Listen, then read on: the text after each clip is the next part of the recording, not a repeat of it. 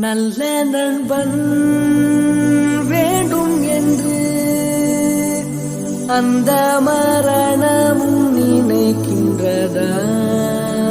சிறந்தவள் நீதான் என்று உன்னை கூட்டிச் செல்ல துடிக்கின்றதா?